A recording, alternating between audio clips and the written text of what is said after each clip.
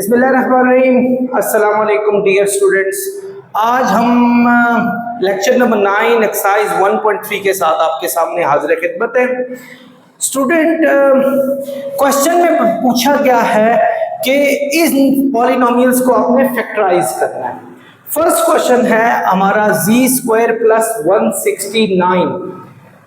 Student, आमतौर पे अगर दो आपकी टर्म्स के बीच में माइनस का साइन हो और दोनों किसी ना किसी का इंडिविजुअल स्क्वायर हो तो ये फॉर्मूला हमारे पास जो है ना वो लग रहा होता है। a² माइनस b² होता है a plus B into a minus b. लेकिन ये कब लगेगा?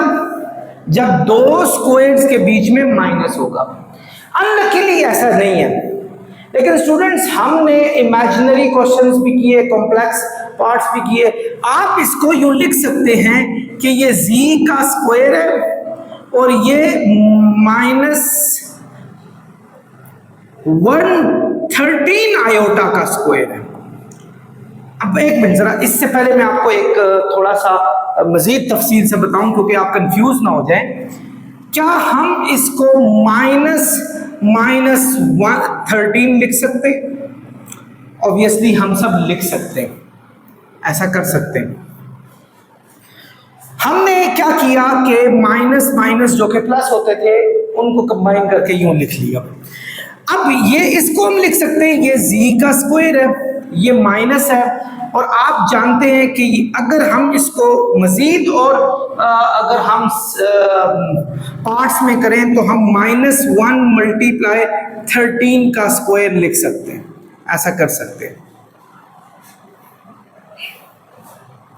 स्टूडेंट, आप जानते हैं कि -1 को आयोटा स्क्वायर भी कहा जाता है, -1 को आयोटा स्क्वायर भी कहते हैं, और ये 13 का स्क्वायर दिया हुआ है।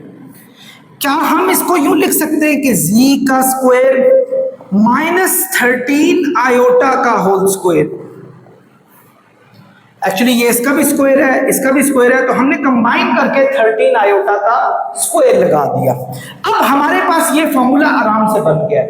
a² माइनस b² होता है a plus B into a minus B. So student, ये हमारा फाइनल सोल्यूशन था। आई थिंक आप लोगों को समझ आ गया होगा। डियर स्टूडेंट्स, हमारे पास एक और क्वेश्चन है, इसको भी फैक्टराइज करना है। आपके सामने 2z² प्लस 18 दिया हुआ है। क्या आप इन सब में से 2 कॉमन निकाल सकते हैं? यस। जब हम इन दोनों में से 2 कॉमन निकालेंगे तो z² प्लस 9, 2 9s are 18 है, ये बच जाएगा हमारे पास। स्टूडेंट, अगेन ये z का स्क्वायर है, ये 9 का स्क्वायर है। क्या हम इसको z का स्क्वायर और इसको माइनस 9 लिख सकते हैं ब्रैकेट में? माइनस माइनस हम जानते हैं प्लस हो जाएगा। और मजीद अगर मैं इसको सॉल्व करूं, ये z का स्क्वायर है, ये माइनस है, इसको हम -1 मल्टीप्लाई 9 भी लिख सकते हैं। ये आ गया हमारे पास।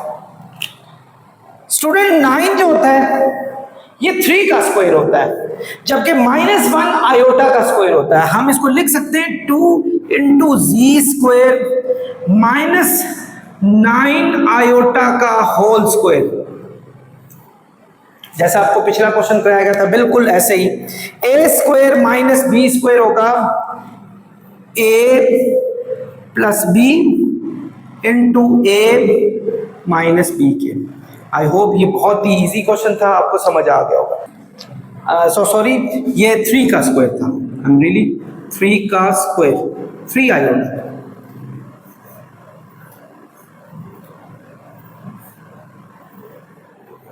सो ये हमारे पास स्टूडेंट फाइनल सॉल्यूशन आ गया। Thank you.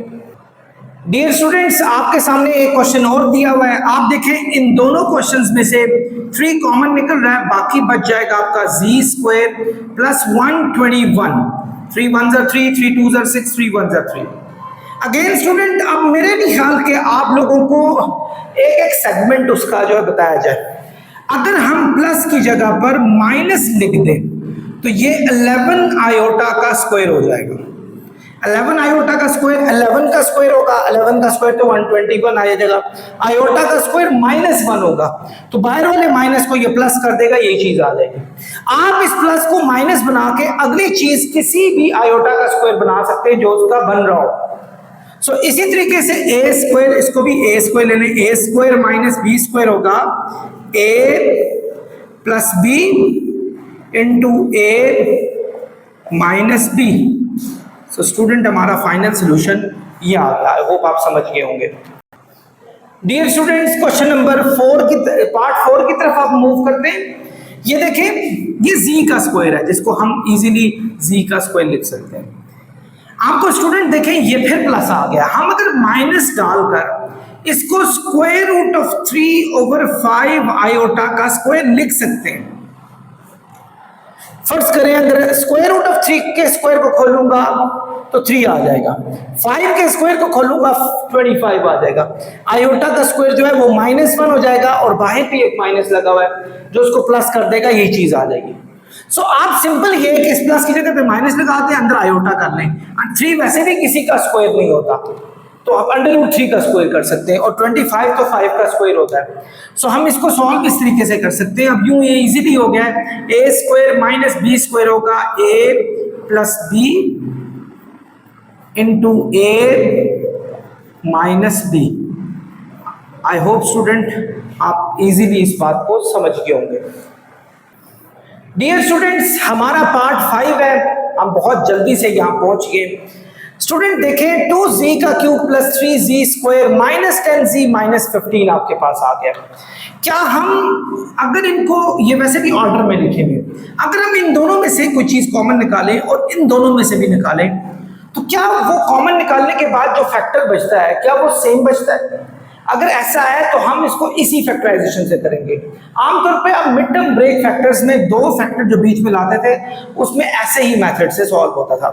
जैसे अगर देखें इन दोनों में से जी स्क्वायर कॉमन आ रहा है, जब आप जी स्क्वायर दोनों में से कॉमन निकालेंगे यहाँ जी बच जाएगा तो ये हो जाएगा 2z, और जब जी स्क्वायर निकालेंगे यहाँ बच जाएगा 3। सेम जब आप यहाँ दोनों से 5 कॉमन निकल रहा है तो आप 5 निकालेंगे, 5 2s are 10z माइनस जब कॉमन निकालेंगे प्लस बच जाएगा 5 3s are 15। आप देखिए ये दोनों चीजें सेम है। अगर ऐसा हो जाता है इसका मतलब है आपकी फैक्टराइजेशन बिल्कुल ठीक हुई है। सो अब आप क्या करेंगे, अब आप मजीद इसको सॉल्व करेंगे। 2 इनमें से और इनमें से 2z प्लस 3 कॉमन आ रहा है स्टूडेंट्स, और जबकि यहाँ z स्क्वायर माइनस 5 कॉमन आ रहा है, ये हमारे पास बाकी बच गया। स्टूडेंट हमने देखना है क्या ये मजीद फैक्टराइज हो रहा है या नहीं। ये देखें ये z का स्क्वायर है, आप इसको √5 का स्क्वायर भी कह सकते हैं। तो ये अगर हम इसको सॉल्व कर लें, ये z का स्क्वायर है और ये √5 का स्क्वायर है। सो स्टूडेंट्स ये आ जाएगा a plus B into A minus B के। सो ये इसका जो है फाइनल सोल्यूशन है। आई होप आप समझ गए। डियर स्टूडेंट्स, ये क्वेश्चन भी हमारे पास एक आ गया। आमतौर पे जब 3 टर्म्स आती हैं और क्वाड्रेटिक इक्वेशन हो, एक्सप्रेशन हो, तो आप उसमें मिड टर्म ब्रेक लगाते हैं, लेकिन प्रॉब्लम ये है कि ये z क्यूब दिया हुआ है। हम कोई भी दो वैल्यू जिनको प्लस या माइनस करें 7z आए और मल्टीप्लाई करें 6z क्यूब आए, हम नहीं सोच सकते क्योंकि हमारी दो टर्म z वाली होगी, और अगर z वाली टर्म्स हम दो लेंगे तो उनको मल्टीप्लाई करेंगे तो z स्क्वायर आ सकता है, z क्यूब कभी भी नहीं आ सकता। ऐसी जगहों पर आप लोगों ने पिछले से पिछले साल 9th क्लास में चैप्टर नंबर 5 था, इनफैक्ट 5.3 और 5.4 थी, उसमें आपने रिमाइंडर थ्योरम मेथड्स पढ़े थे। तो हम remainder theorem method, in fact 10th class में आपने चैप्टर नंबर आई थिंक 2 में, यस, आपने सिंथेटिक डिवीजन पढ़ी थी अगर याद हो तो। हम उसी मेथड से इसको करते हैं, लेकिन उससे पहले आप देखें कि कोई ऐसा फैक्टर जो इसको 1 बना रहा हो, यानी आप इसको समझ लें ये पॉलिनोमियल ऑफ z है एक मिनट के लिए, जो कि है z cube minus 7z plus 6 के इक्वल है। आप एक मिनट के लिए देखें, 1 डाल के देखें जी में, क्या 1 डालने से इसका 0 आ रहा है या नहीं आ रहा? 1 यहाँ भी डालें, 1 यहाँ भी डालें और 6, 1 माइनस 7 प्लस 6, ये स्टूडेंट 0 आ रहा है, क्योंकि 6 और 1 7 होंगे, 7 में से 7 माइनस करें 0 आ रहा है। इसका मतलब है जी की वैल्यू 1 जो है वो हमारा एक फैक्टर बना सकती है। आई थिंक आप लोगों को मेरी बात समझ आ रही होगी। तो ऐसे ही अगर ये ना आ रही होती 0, हम -1 डाल के चेक करते हैं, फिर ना आ रहा होता हम 2 डाल के चेक करते हैं, फिर ना आ रहा होता -2 डाल के चेक करते हैं। हमने इसका फैक्टर यहाँ का जो रिमाइंडर बनाना था वो 0 बनाना था, ये रिमाइंडर आया इसका 0। जब 0 रिमाइंडर आता है तो इसका मतलब है z plus 1, z is equal to 1 है, तो +1 जब यहाँ आएगा तो z plus 1 is a factor, एक फैक्टर हमारा बन गया। ठीक है, ये फैक्टर बन गया। I'm सॉरी, ये +1 यहाँ के -1 हो जाएगा, हमारा एक फैक्टर यहाँ बन गया। अब हमने बाकी फैक्टर्स निकाले और निकाले सिंथेटिक डिवीजन से। वैसे एक रिमाइंडर थ्योरम मेथड भी है, एक सिंथेटिक डिवीजन मेथड भी है। सिंथेटिक डिवीजन में क्या करते हैं स्टूडेंट्स, आपके ये जितने भी हैं ये वाले, इनके जो कोएफिशिएंट्स हैं उनको लिखते हैं z क्यूब। पहले तो आप इनको लिखेंगे, है क्या पॉलिनोमियल ऑफ z है क्या चीज, ये है z क्यूब। अच्छा एक बात याद रखें, आपका कोई भी मिस नहीं होना चाहिए, जैसे क्यूब के बाद स्क्वायर होना चाहिए, यहां स्क्वायर नहीं दिया हुआ, तो हम अपने पास से लिख लेते हैं 0z² और इसके बाद -7z और आपके पास लास्ट वाला 6 आ गया। ये जी पॉलिनोमियल ऑफ z हमारे पास। हम यूं करते हैं, एक लाइन डालते हैं जो सिंथेटिक डिवीजन की लाइन होती है, यहां 2 वर्टिकल लाइंस हमने डाली, इस z क्यूब का कोएफिशिएंट जो कि 1 है यहां लिखा, इसका कोएफिशिएंट 0 है यहां लिखा, इसका कोएफिशिएंट -7 है यहां लिखा, इसका कोएफिशिएंट 6 है हमने यहां लिखा। और चूंकि ये 1 से जा रहा था, हम इस 1 को यहां लिखेंगे, जिससे जा रहा हो जो z की एक्चुअल वैल्यू है उसको यहां लिखेंगे। स्टूडेंट्स देखें, पहला हमने ये काम करना है, पहला हमने यहां 0 लिखना है और इन दोनों को ऐड करना है, ये 1 आ गया। पहले में आपने यहां 0 लाजमी लिखना है, इन दोनों को ऐड करेंगे 1 आ गया। अब हम क्या करेंगे, 1 1 क्या आएगा 1 यहां लिखेंगे, फिर स्टूडेंट्स इन दोनों को ऐड करेंगे, जब 0 और 1 को ऐड करेंगे 1 आएगा। फिर स्टूडेंट्स 1 1 1, स्टूडेंट इन दोनों को ऐड किया, क्या आया -6। फिर आप 1 को -6 से मल्टीप्लाई करेंगे, 1 -6 -6 और हमारा यहां रिमाइंडर जो आ गया वो 0 आ गया। इसका मतलब है 1 ने कंप्लीट उसको डिवाइड कर दिया। अब स्टूडेंट क्या करेंगे, एक फैक्टर तो हमारा z-1 बना हुआ था, ये देखिए z-1 बना हुआ फैक्टर है हमारा। जो दूसरा फैक्टर है स्टूडेंट वो ये वाला है।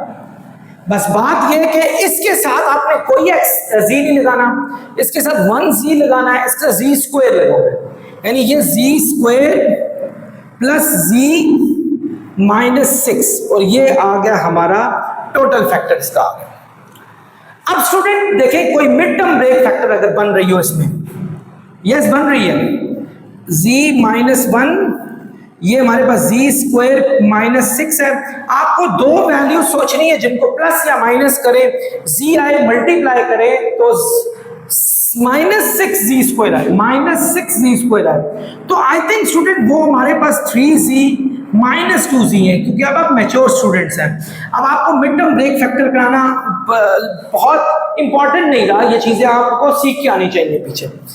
स्टूडेंट देखें, ये हमारे पास है z-1, इन दोनों में से कॉमन आ रहा है स्टूडेंट z, बाकी बच गया z+3 और इनमें से -2 कॉमन आ रहा है z+3। जब माइनस कॉमन लेंगे तो अंदर का साइन चेंज होगा, तो स्टूडेंट z-1, z+3 और z-2 हमारे रिक्वायर्ड फैक्टर्स हैं।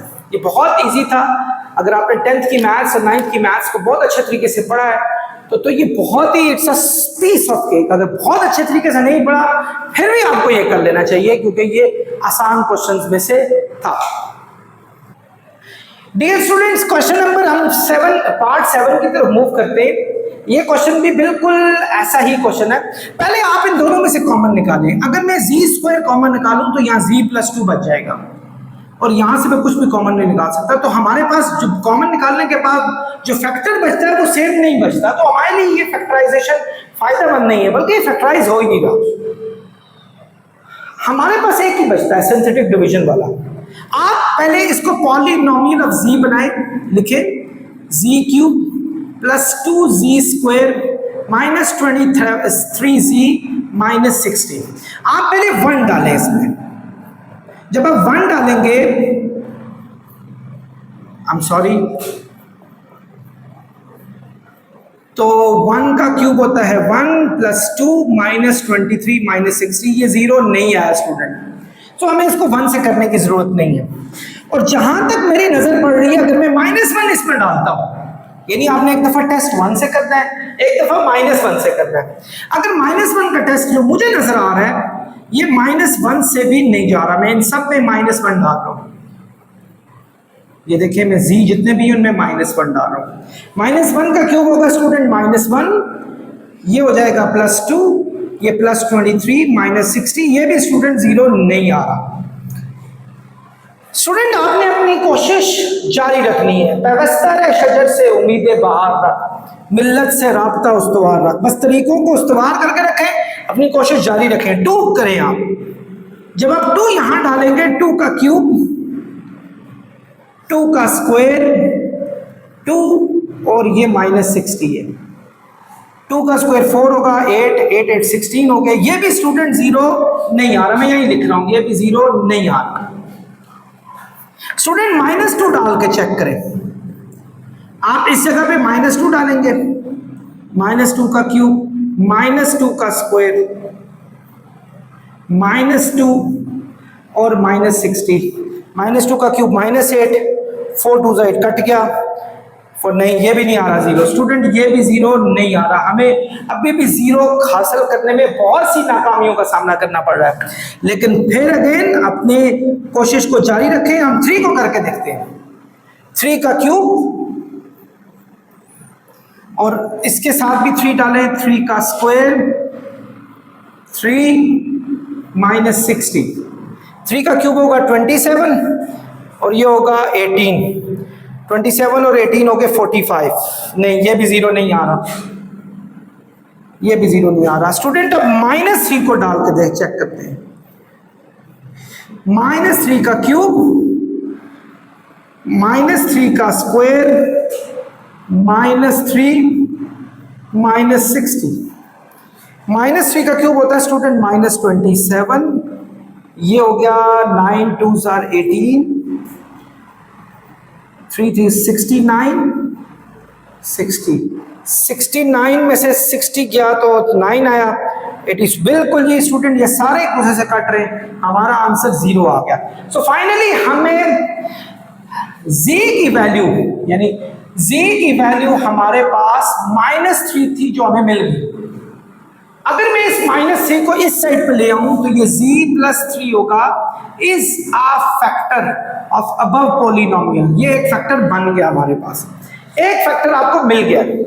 बाकी फैक्टर अब आपने ढूंढने, आपने दोबारा इनको लिखना है। लेकिन मैंने इसका मेथड आपको बताया था कि इनके कोएफिशिएंट लिखेंगे। इसका कोएफिशिएंट 1 है, ये याद रखिएगा। तरतीब में कोई, जैसे ये क्यूब है, स्क्वायर है, इस दफा कोई भी तरतीब में कोई चीज मिस नहीं है। पिछली दफा आपका स्क्वायर मिस था। ये +2 है, यहां मैंने 2 लगा दिया, -23 लगा दिया और -60 लगा दिया, और यूं मैंने 2 वर्टिकल कॉलम्स लगा दिए। इस दफा -3 मैं यहां लिखूंगा, यहां आपने 0 लगाना है और इन दो को ऐड करके यहां उतारना है। 1 आ गया। -3 1s are -3। स्टूडेंट इन दोनों को ऐड करेंगे तो -1 आएगा। -3 -1s are +3, तो ये -20 आ गया। -3 -20s are +60, तो स्टूडेंट ये रिमाइंडर हमारा 0 आ गया। इसका मतलब है ये वैसे भी रिमाइंडर 0 आ जाए तो ये फैक्टर बन जाता है। अब आपके पास एक फैक्टर तो z + 3 था और दूसरा फैक्टर था स्टूडेंट ये क्या था हमारे पास, z², ये z और ये -20, ये थे स्टूडेंट्स। अब हम देखें कोई मिड टर्म ब्रेक फैक्टर्स बन रहे हैं। यस स्टूडेंट, बन रहे हैं।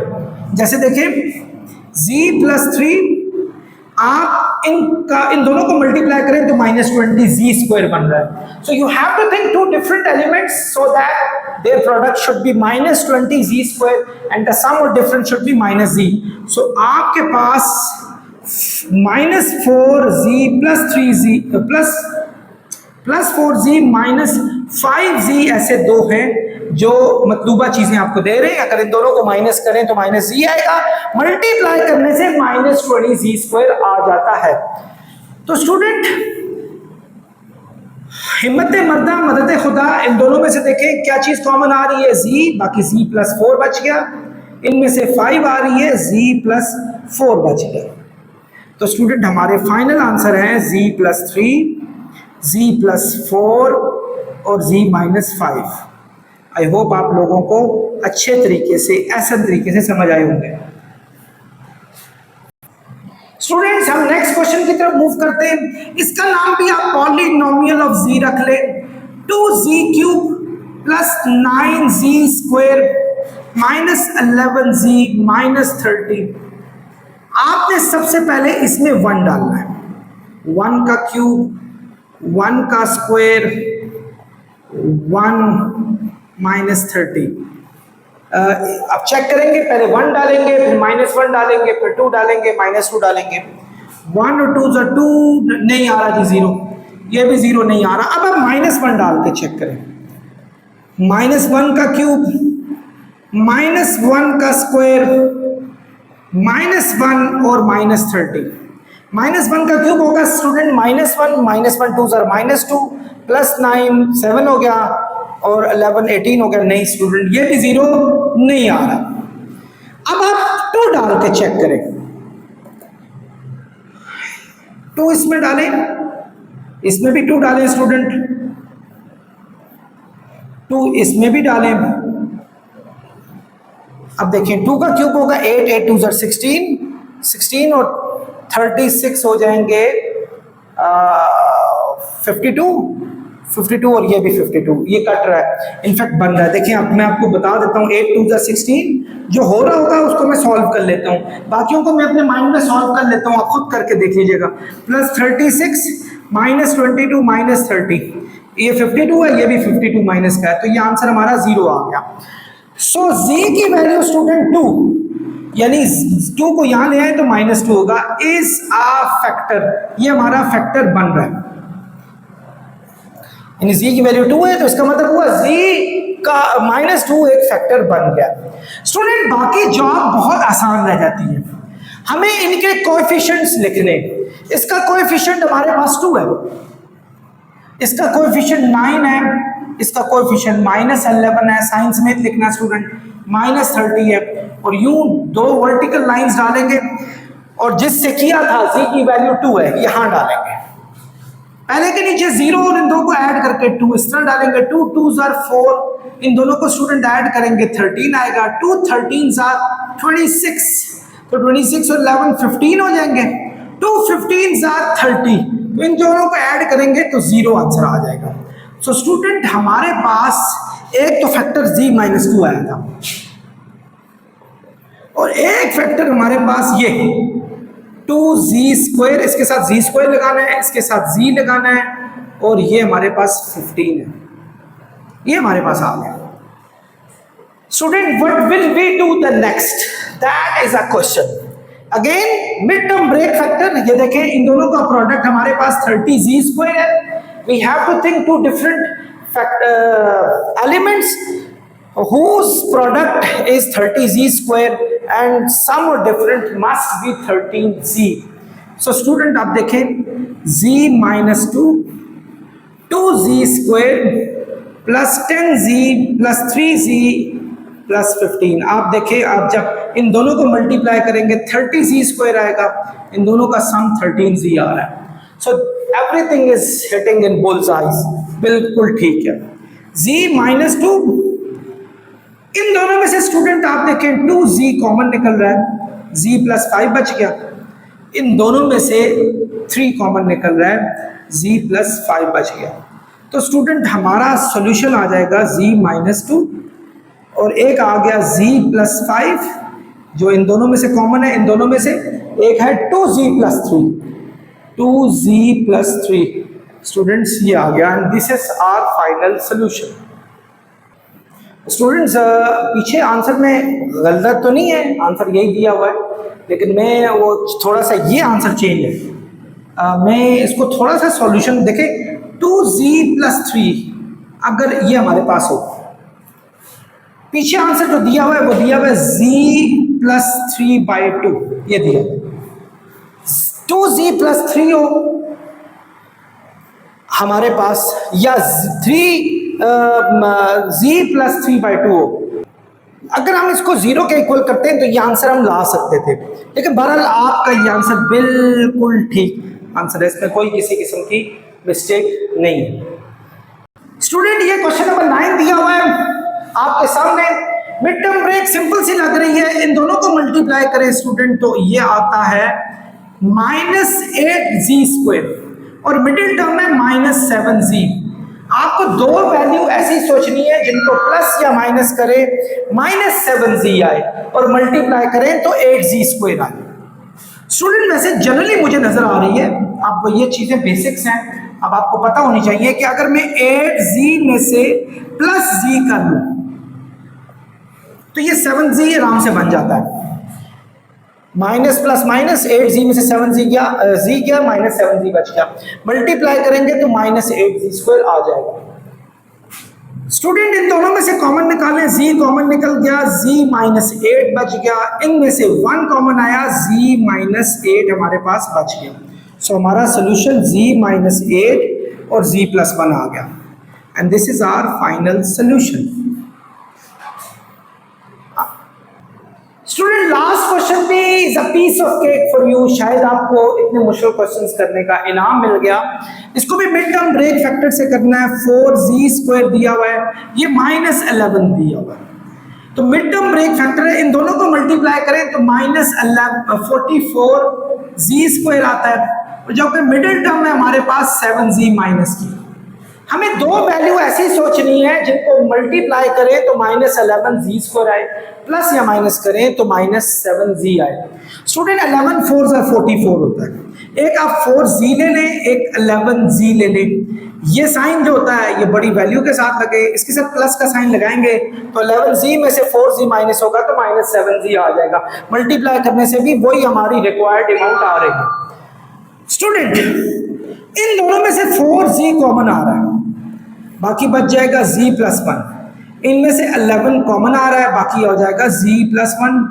सो हमारा फाइनल सोल्यूशन है z+1 और 4z - 11। सो आई होप आप लोगों ने ये लेक्चर बहुत अच्छे तरीके से समझा होगा। स्टूडेंट्स इसके साथ ही हमारा लेक्चर नंबर 9 अपने इख्तिताम को पहुंचता है। लेक्चर नंबर 10 के लिए मेरे साथ रहिएगा। खुदा हाफिज़।